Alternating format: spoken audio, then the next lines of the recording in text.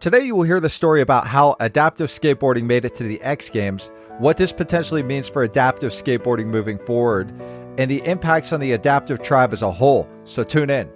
Through that tragedy taught me life is finite. You really have a short window to take what it is from life that you want and enjoy it. You can go back to that day, February 18th, 1990, and change what happened. My honest answer is I wouldn't change it. You're just going to have to go through it, and your strength is going to be found in simply going through it and being authentic and real in the process. I was talking with my buddy, the care doctor, today, and she turned around to me and she looked at me and she was like, do you think that you'll eventually beat this?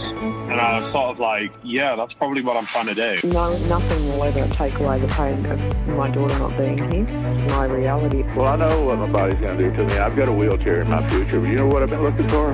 What's that? One with off-road wheel.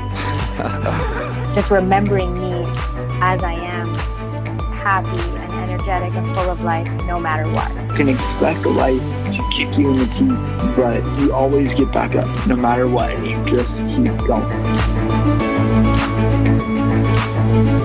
Hey, what's up, everyone? Welcome back. Just a quick reminder, you can go to livingadaptive.com to find previous episodes, show notes, contact for guests, and a bunch of other good stuff, so go there. Today, we're joined by Dan Edmondson. Daniel Edmondson is from the Adaptive Skate Collective, and we're going to talk all things X Games today, man, so thank you. Hey, thanks for having me.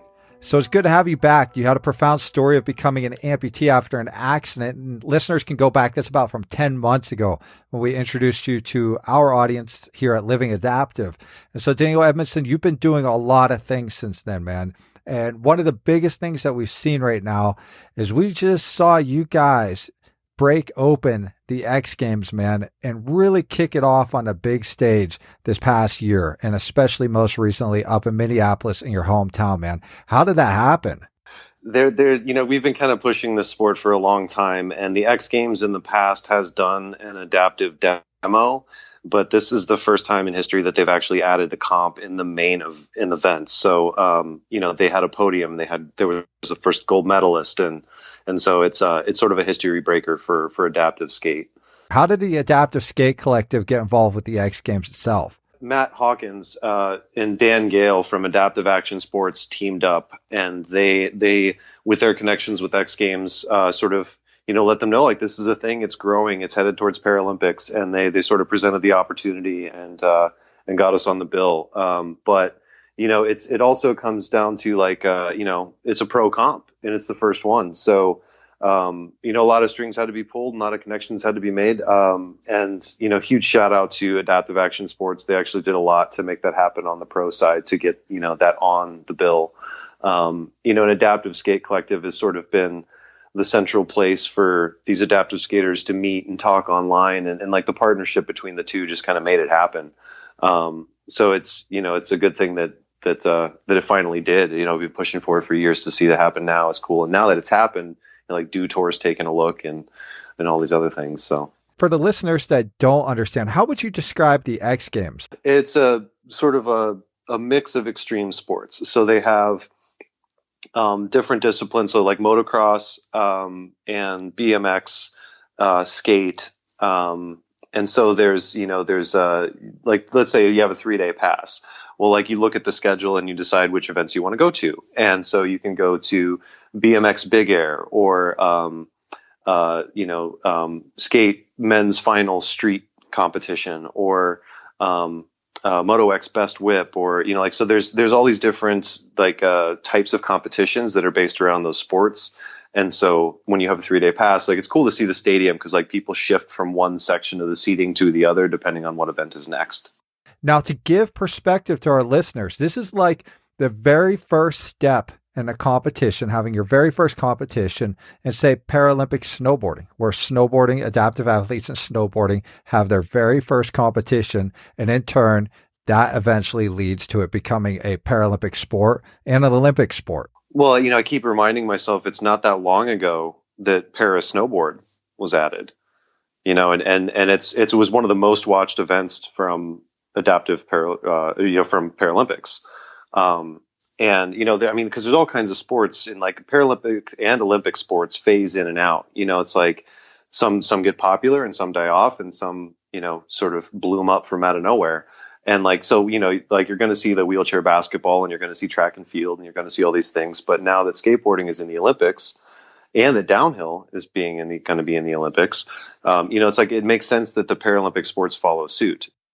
How do you even get involved in the adaptive skate game? Like, what's the steps to get out there, man? Start local. It's like, that's how it was with us. Like, it was started with just the, three of us, in this area, but that's just one area. In LA had been going on a lot longer, and there was people that knew each other and networks and people that could, that were close enough that could say, hey, let's go skate on Saturday. And, so, part of it is just finding people. And like, until now, there hasn't been enough of a social network to do that. But, now people are popping up and like, they're seeing these photos from friends or whatever. And, it's the word's getting out more, but a lot of it is like, start local. And if you can't find anybody, do it by yourself. If you're an adaptive skater, you don't have to go find adaptive skaters. You just have to go to the skate park, because the skaters there aren't going to see a disability. They're just going to see a skater, and like, so a lot of it is, then we're all figuring it out on our own. Like, everyone's disability is different. And so, modifications must be made. And like, it's not, sometimes you got to trial and error things like that. The classification thing, for example, take a look at wake surf. If you are strapped to your wake surf board in a regular wake surf competition, like, you can't do that. You're supposed to be freestanding. You're not supposed to be wearing a strap, because if you have a strap, you can do like jumps and tricks that you might not be able to do otherwise. And so it's like a rule of wake surf that you don't strap in. And with adaptive, I mean, for safety, sometimes you have to. We had a wipeout in practice where someone's prosthetic leg came off. And if it wasn't attached to the board, it would have sunk to the bottom of the lake. And kind of the same thing with adaptive downhill. Let's say you have a luge rider that can't foot brake because they're paralyzed. Well, do you disqualify them because they use a handbrake? So it really comes down to what's fair, and like, and like right now we're headed into Maryhill and we've got a heat of 3 people, and the 3 of us are wildly different in disability, but it's really just, it's a race. So it's about who gets to the bottom first. And, if we had more riders, we could switch it up and we could have a luge category and we could have a skate category. And like, but again, it's finding enough people. Okay. So you mentioned a little bit about an upcoming event. It's a sanctioned event from the International Downhill Federation, and it's at Maryhill, and it's the first time for adaptive athletes, man. So you're going out to that. How much have you been training for that? Well, let's say that the first time I went downhill without my prosthetics was at Maryhill 2 years ago. And pretty much the only time I get to ride that way is at Maryhill. Part of it is because when I take off my prosthetics, I can't walk back up the hill. So unless I have, a rider like the driver, plus like I do not go like open road. I'm just not comfortable yet with that as far as skill level. And like it, so really like the best practice I get at is at Maryhill. Why is it so important that we now have the International Downhill Federation sanctioning this event and the X Games now getting adaptive athletes out there from the big grand scheme of everything? Why is it so important? Times change, skateboarding evolves, and like, this is part of it that's evolving very quickly. And the other thing, like we mentioned, the X Games sort of showing people that this is a thing. I've been saying, people have been asking me, are you looking forward to X Games? And I would tell them that what I'm looking forward to is that the athletes that I know that are the best in their sport, and people who should be known, people who can be role models for kids and push this sport forward. I knew who they were, our circle knew who they were, but now the world knows who they are. They're getting exposure. And so the kids who are adaptive, who are following this because they're interested, now they're like, oh, I didn't know that was a thing. And like, then they dig further, and that's like this whole world that's open to them now. And like, in a lot of kids with disabilities, imagine growing up in a school where you're the only one in a wheelchair, and so you can't try out for football. And actually Minnesota, as far as I know, I don't know if this has changed since I coached, but we were the only state that had adaptive athletics at the varsity high school level.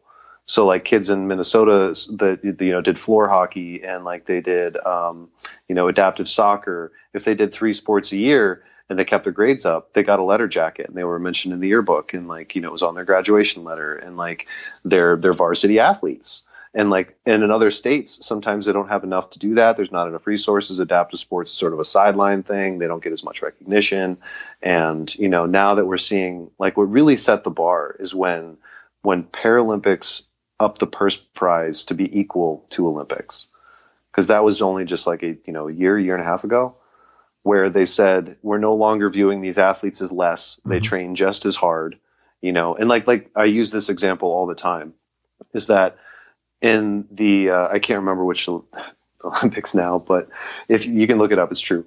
The hill that the adaptive athletes is the same hill for downhill ski as the regular Olympians. Yep. And the monoskier, the sit monoskier, the paralyzed person that was in the sit rig, did faster than her able-bodied counterpart, and, you know, took home the same gold medal and got paid, less than a fourth of what that athlete made, you know. And they have the added expense of specialized training costs, specialized equipment costs. They can't just go buy out, you know, pick a pair of skis that fit. They've got to get the stuff built, you know, and like, so they've got to have all the access and resources to that, and then time on the hill, practice. And like, for them to overcome all those obstacles and be faster, you know, like, that says something.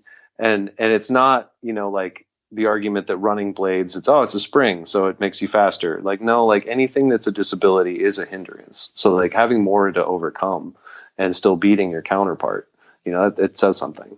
I always say this. I just want to insert this, that I always say this, that the adaptive athlete, the person that's adapting to something, is the human condition magnified, in the sense that, you know, they're hitting the challenges a little bit harder, a little bit earlier sometimes, and you can see how the reaction can be in those instances. And it's something to emulate often, just like that downhill skier that has to repair in a different way after all that training. And it takes a lot more to get up that hill, and it takes a lot more cost to have that equipment, and it takes a lot more support to get to that spot. And then they end up going faster, and they end up doing such an incredible job out there. And that's why I think following the adaptive athlete is so important, because eventually we all hit the wall, and the wall does win. So you might as well see how others are capable of working with those challenges.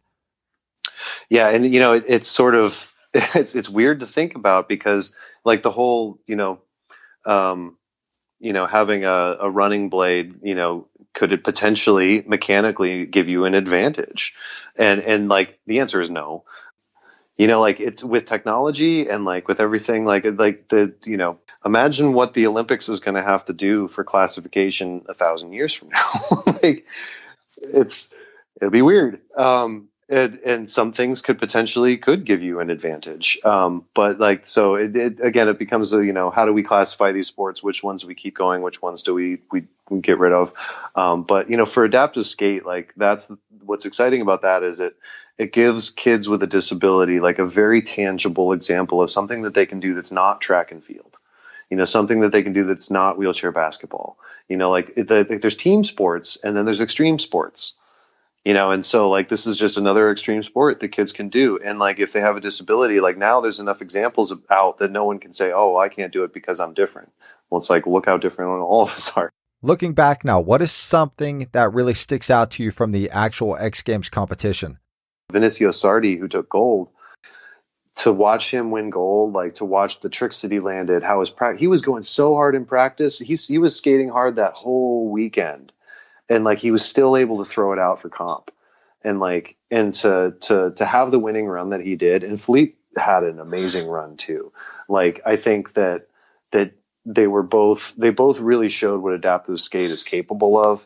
But like, to watch Vincent take gold for me was just like a special moment, not just for me, for everybody. Like, to watch him like cry, like how happy he was to be there, to represent his home country, to be the first adaptive X Games gold medalist. I can't think of anyone more deserving. Yeah, it was a pretty touching moment for sure. You could see how much it meant to him. I mean, he's like, this is the first time I've been in North America, and he's taking home gold. You know what I mean? Like, that's so rad. How do you see like the adaptive athletes changing the skate scene? When I grew up, the skate scene was a really friendly place, but the skate culture's gotten a little wild out there, man. Like, it wasn't the friendly vibes that I used to have. Do you guys see yourselves making impacts there? what I feel like Adaptive Skate is doing now is what a lot of other organizations are doing. It's just about accessibility, growing the sport, getting more people into it, and taking away the stigma, because it feels like we're still fighting that. Yeah, the stigma's there for sure. And it's there, but again, it's a sport that has idiots out there. There's people that, that skate places that are dangerous and like argue with cops. And it's like, I understand all of that. Like, obviously sometimes, authority steps its bounds, but like at the same time, like some of these people are like asking for trouble, in certain situations. And like, I feel like more people are trying to like legitimize the sport and give it a positive voice than the alternative. Like those things, you see those things, like sometimes the negative clip gets shared. Where can people go to actually start following what's going to happen next in this adaptive skate scene, man? Well, I mean, Adaptive Action Sports, Adaptive Skate Collective, Wiggle Your Toes, Sheckler Foundation, X Games, Do Tour, Paralympics. I would say, that it's probably going to pop up in places we don't expect. We're seeing more people gravitate towards it and share the content. And so, yeah, I mean, if people are interested, again, it comes down to try to start local, start reaching out, and maybe there's other adaptive organizations in your area that do other sports, and maybe you're the one skateboarder that wants to start something, but the model's there. Like you just, you rent out a skate park, you get some volunteers, you invite some families, and you start up local. And it might be, there's a lot of kids that don't live in an urban area but like, I mean, I learned how to skate in my basement, so it really just, we talked about this last time, that if you're a skater, it's in your blood, and people are going to find a way. But like, I feel like now, like there's a lot of examples for people to follow. Now, Daniel Edmondson, I got to say, I've interviewed a lot of people, and two highlights we put out of you are some of my favorite highlights. You're a super profound, super deep guy. I hope people go out, follow you, go back and listen to your episode that's there, because you really have a lot to say. You've gone through some adversity, man, and you come out and you make a difference, whether you know it or not, but you're making a big difference. So I appreciate you being here, and of course we're going to continue to catch up with you. Excellent. I'd be happy to be back. All right, listeners, that's our episode. Remember, go to livingadaptive.com to find previous episodes, show notes, contacts for guests like this guest, links to social media accounts, and a bunch of other good stuff. So go there. Peace.